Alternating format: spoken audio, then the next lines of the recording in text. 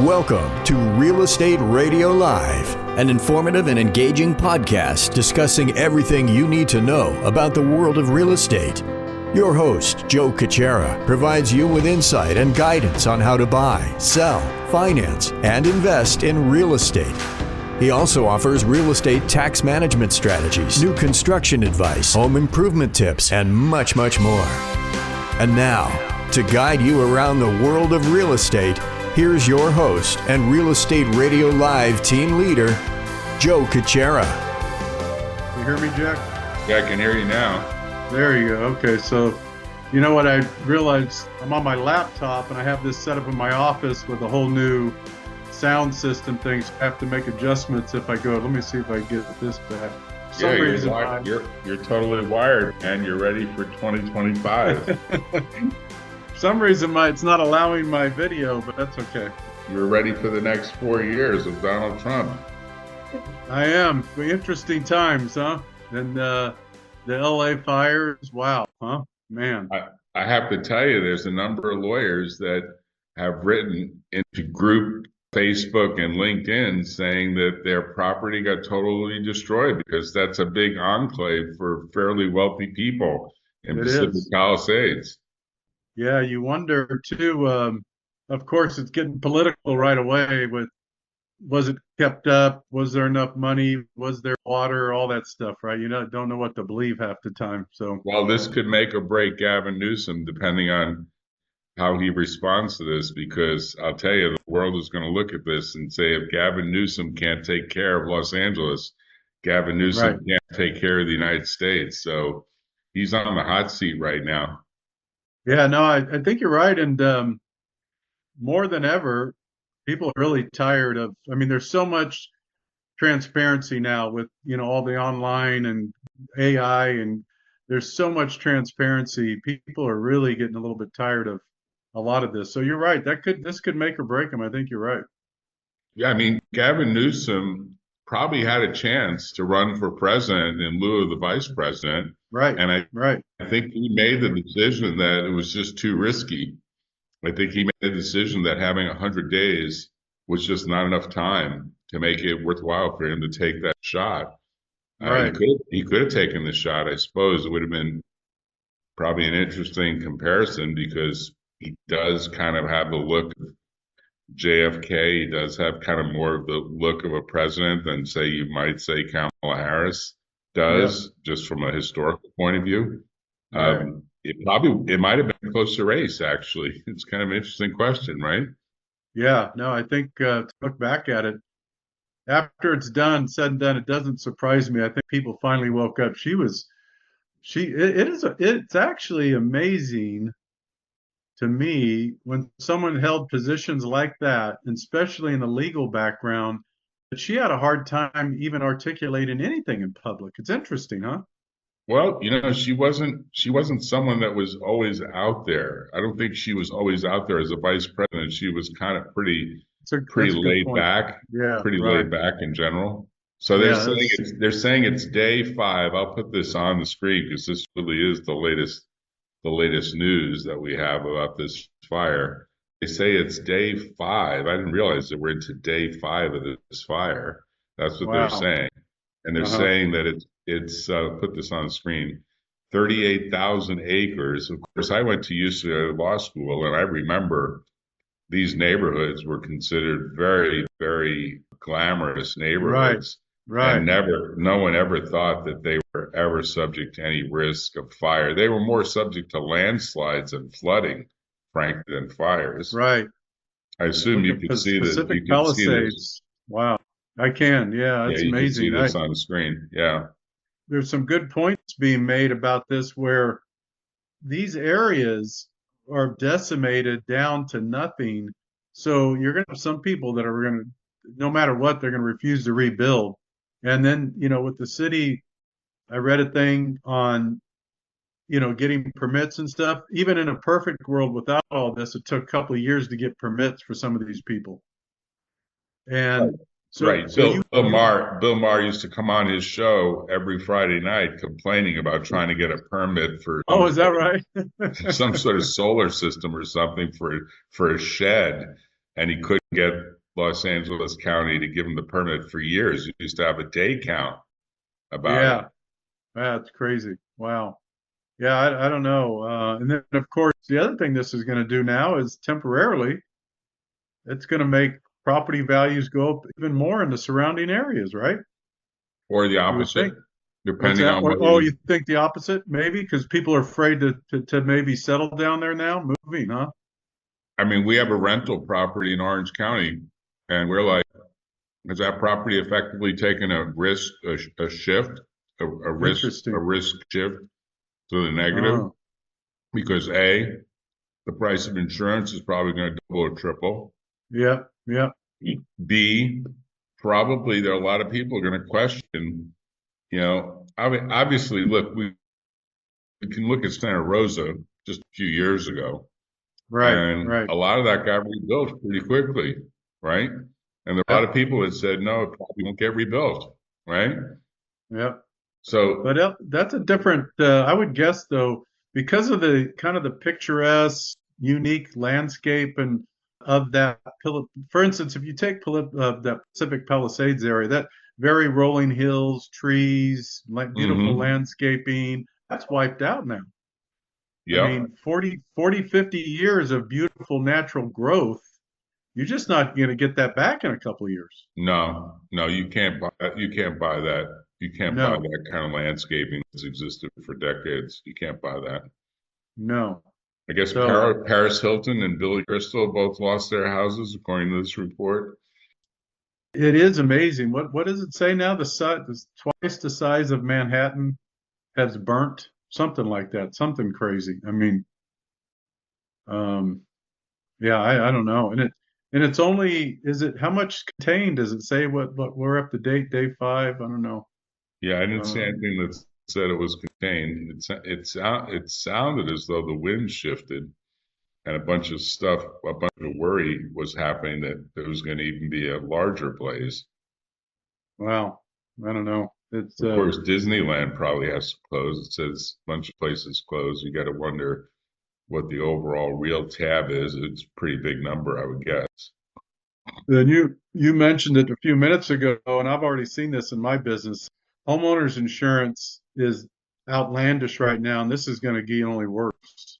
I mean, we're seeing, first of all, some of these people weren't insuring California homes, and then the ones that are double, triple, sometimes 4 or 5 times the cost. You have to ask yourself, how many insurance companies just fold as a result of this? Right? Because they don't have they don't really have the kind of underwriting for something that's catastrophic. No, I can't imagine. No. So this really means California taxes go up. If you really look at because ultimately the government will come in with some sort of subsidy program to get people back on their feet, even if they are pretty wealthy. And they'll say, it's a catastrophic fire. We have to do something about it. And I don't know how much higher California taxes can go before people really start to protest and say it's just not worth being in California. Yeah. Are you officially Florida resident now? Oh yeah, we've been Florida residents since the pandemic because of my. Oh, you have? Okay, mom. I thought so. Yeah. Yeah, and we're actually spending more time these days traveling. I'm making the Zoom call because we were able to get really fast internet via Starlink from Mexico. So you guys in your Mexico place still? Yeah. You got to come down. You got to come down here at some point, Joe. It's actually great weather compared to the Bay Area. I hear it's kind of cold, right? Yeah, no, I'd love to come down sometime. Yeah, it's and by the way, thanks again. I got to email. I guess I'll email Lee to ask her who I send the cleaning fee for Stinson Beach. Did you have a good time? Did you get good weather? It was great. It was so great. Yeah, it's just such a great little getaway from the Bay Area. It's just walk a beach and just sleepy little town. And we did a lot of hiking. We had to actually bit off a little bit too much we can chew. One day we hiked all the way up to the top of, I forget what it was, like a 7-mile hike or something. Okay, so you made your way up probably the trail that goes to the very top where you have a kind of a view of the overall beach from the very top? Yes. Yes. Yeah. I actually handled it pretty well. Lisa had a hard time coming down. It's pretty steep coming down. But yeah, it was great. It was the weather was, I mean, one day was fog, the rest was perfect. So I hit it on a good time. Great. So in general, what are you predicting from a real estate point of view? Because the interest rates don't seem to be dropping as fast as people thought they were, right? Yeah, I have to say this is just this is a head scratching market right now for me because I think a lot of us were thinking interest rates were going to come down by the first or second quarter this year. Now the Fed's signaling he may not even lower it. First talk was they're going to lower 6, 7, 8 times, and then now there's some talk that he may not lower it for a while at all, the prime. So right now, when you look at interest rates, and I'll just put on the screen what I guess Rocket Mortgage typically quotes, but their numbers are probably they're close low, to right? they got to be close to 7%, I think, for the kind of the basic conforming. Or if you go to bankrate.com, they're going to ask you to go through a bunch of stuff. They don't give it to you. They don't give you the data unless you give them a bunch of information. Right? That's just the way it goes. Well, yeah, there you go. Bankrate's a good place to. They'll usually give you the update on. I don't know. I don't think you have to go through a whole rigmarole, but maybe. I don't know. There you go. Oh, there. Yeah. Okay. So top offer bank national. Yeah, I was going to say the national average is 7. That makes more sense. You might get something in the mid to high 6s depending on how much money you want to pay, but it's it's in the high 6s, low 7s. Yeah, for 30-year. What was it, 4 years ago, 5 years ago, when it was down to like 3%? Well, there were some time periods during the 2020 and 2021. I was getting people rates in the twos. I mean, high twos. And then 15-year fixed were in the low twos for a while. But I have so many people. The dilemma here, from a national perspective, for my business, is going to be interesting. Is what you have now is you're going to have I don't know, maybe a 3, 4, 5, going on 5 years of people accumulating debt because they don't want to touch their first with the great interest rate. Mm-hmm. Historically, my business would be made up of 60 to 70% purchase and 15 to 20, 25% refinance on a regular basis. Right now, my business is 95, 98% purchase, 1 or 2% refinance. Mm-hmm. Because even though people are accumulating debt, and I can't tell you how many people I've had this conversation with, and I show the numbers. They have a 3.5% 30-year fixed, and then they're carrying 2, 3, 400,000 on a home equity line, or 8, 9, 10% interest, and they still don't want to do anything because they're hung up on that 3.5% first. Yeah, well, it's like you get spoiled, right? Yeah. I mean, you get spoiled. Years ago, I remember when my parents said that they thought a 6% interest rate was a reasonable interest rate, but they remember the Jimmy Carter years. Of course, he recently died at age 100, and we had, I guess, Jimmy Carter Day off last Thursday. But basically, there were rates that were 15, 16, 18% back then in that period of time when Jimmy Carter was president. You probably remember. I bought my first house in '87, and I'll never forget it. It was like 11 or 12% adjustable. Mm-hmm. Now, granted, I bought it for 118,000, but still, I mean, something in the 6s still. I think we just become so spoiled and jaded. We got so used to those 3 and 4% for a while that it's going to take some time. But at one point in my business, and my take on this is it's got to get back in the 5s. Once the rates get back in the 5s, we're going to see a slew of refinance. Now, I don't know what it's going to do to the purchase market. We're all still dealing with a lot of, in most places, low inventory. However, there are some places that are starting to change, that houses are sitting on the market a lot longer now. So I don't know. It's interesting. Well, you got to wonder what construction loans will end up being at for people that are trying to rebuild a house. I mean, these people are usually pretty wealthy. The people in Pacific Palisades, probably average net worth is north of $10 million. It's a very ritzy part of California. But what will they do if they decide to get construction loans, presumably? Because that's a different kind of product, right? That's a much more expensive product than a typical home purchase deal. Yeah, right. It is. A construction loan is kind of like having a big giant home equity line. So you get a line of credit based on the future value. So after getting permits and appraisals and all that, let's say the future value is 10 million, then most will give you somewhere between 60 and 65% of that, and you just take draws as needed.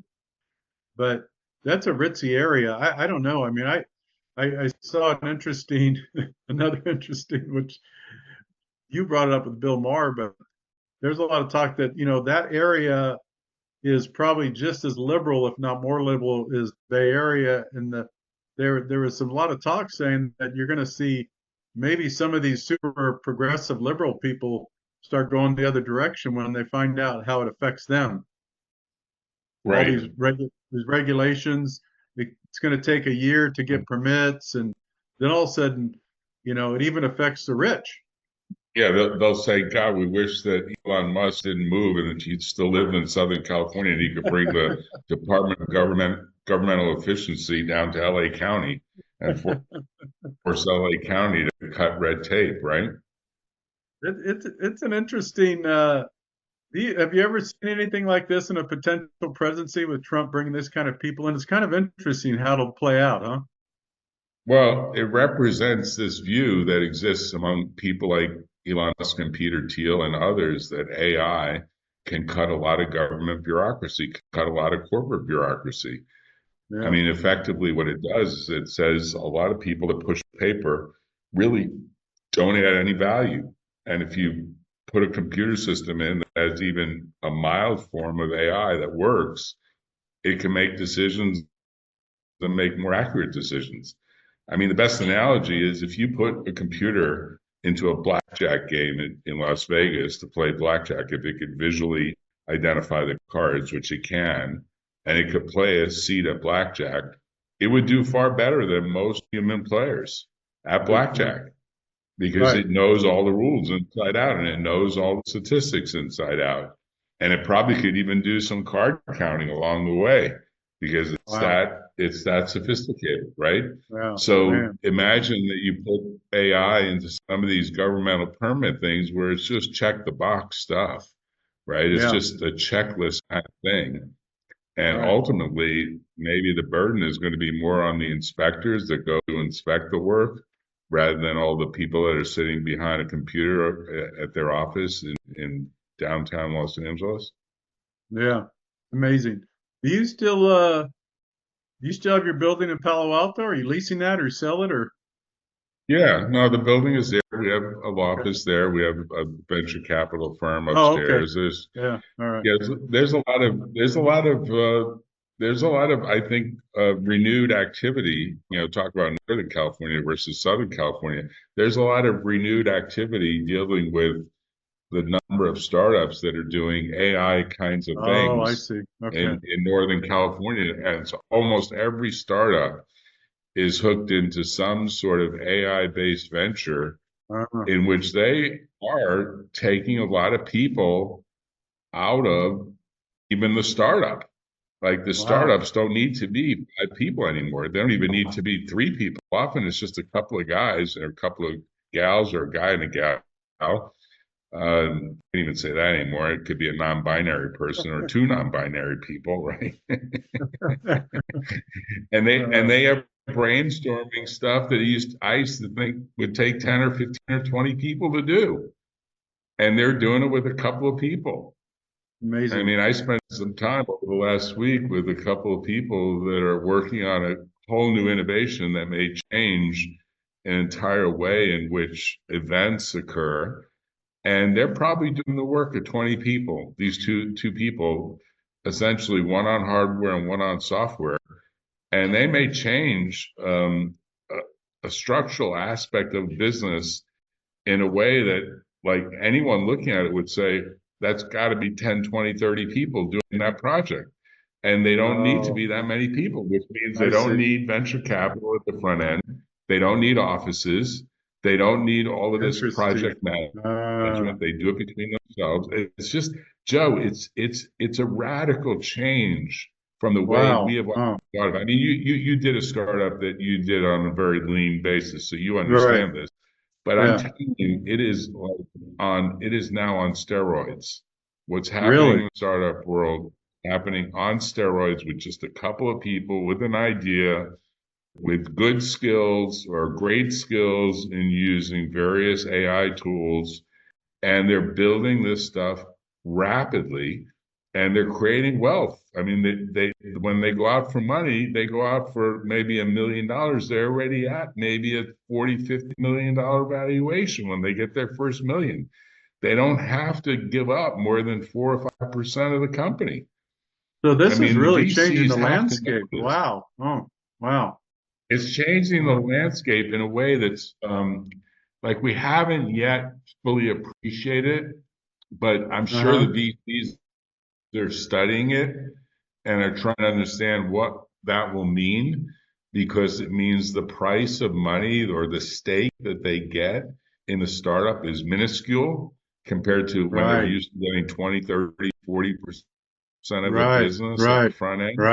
That just ain't happening anymore, which means they can't get control, which means they ultimately have a very tiny voice, if any voice at all.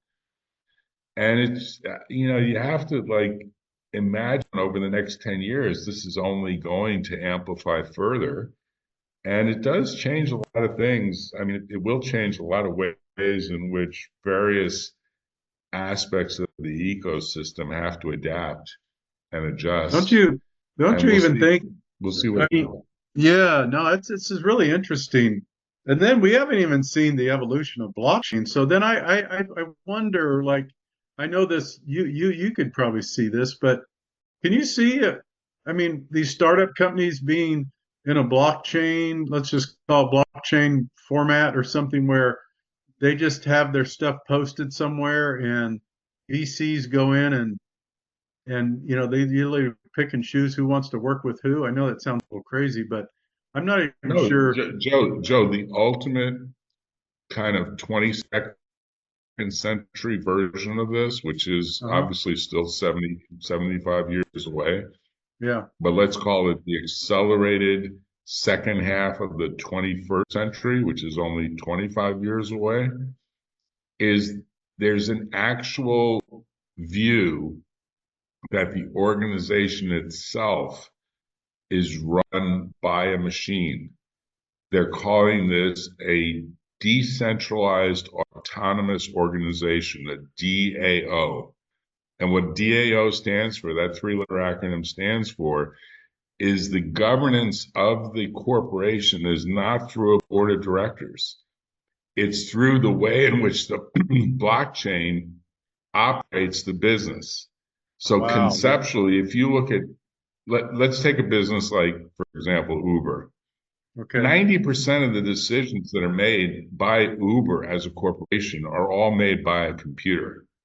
Like the matching, the fare adjustment. Yeah. Right. Do you see what I'm saying? Yeah, I like do. There's still a board all that. Right.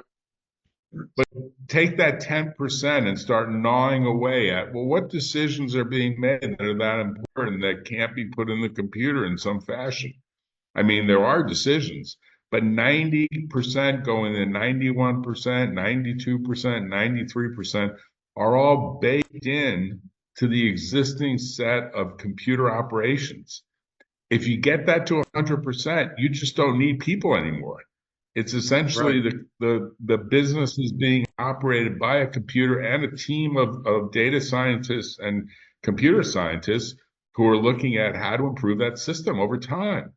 Now, there should be some supervision and ultimately some governance at a higher level than just a computer. But there are people that are saying, no, we'll use the democratic processes of the blockchain to allow voting to happen by the participants that exist on the blockchain, and that'll exist as the verification system. It sounds outlandish, and most of us would say, Well, that's even worse than self-driving, because that's like the computer is running an entire business as opposed to just driving one car. In fact, the computers are driving many cars these days. Right. All those Waymo cars are being driven by computers, right? In San Francisco. Yep. Have you taken one of those? I have. It's off. The first time you think it's awfully weird, but you think to yourself, I mean, I don't know. I mean, that you can clearly see the future. You really can. I mean, it's weird, but this is where we're going. The fare was actually higher than Uber, though, right? Yeah, right. But I've heard people say, well, I prefer the Waymo because I don't have to listen to the music that the driver has on, and I don't have to listen to the driver who's usually doing a phone call with someone while they're driving the car, right? Well, actually, you bring up a good point. So, not only that, but I've Ubered quite a bit, and not as many, but enough to. The other thing that sometimes you run into is you get someone. I hate to say this, I had a couple times. The driver's body odor, I know it sounds strange, was so terrible. I had to roll the windows down.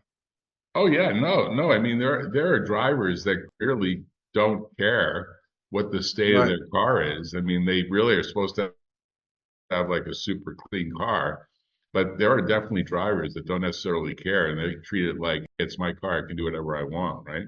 Right. Yeah.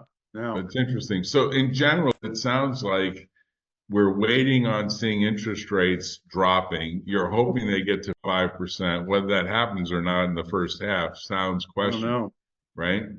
Sounds questionable. Yeah, unless something catastrophic or something happens we don't know about. But I don't see it. And I also think it's interesting because I have to believe that this could be why the market started to correct a little bit. The more that the market and everybody knows that interest rates will probably stay higher longer, that's going to ultimately hurt a lot of high tech usually. But now with Trump's tax cuts and stuff, I don't know, maybe it'll offset. I don't know. We'll have to see. Well, Joe, I hope you have a good 2025. Obviously, we'll be talking further going into the year. Yeah. And I'm glad to hear that everything is fine and dandy with your family and you're in good health and you're doing those long hikes. So stay healthy and happy, and we'll look forward to seeing you probably next month. All right, see you later. Thanks, Jack. You've been listening to Real Estate Radio Live.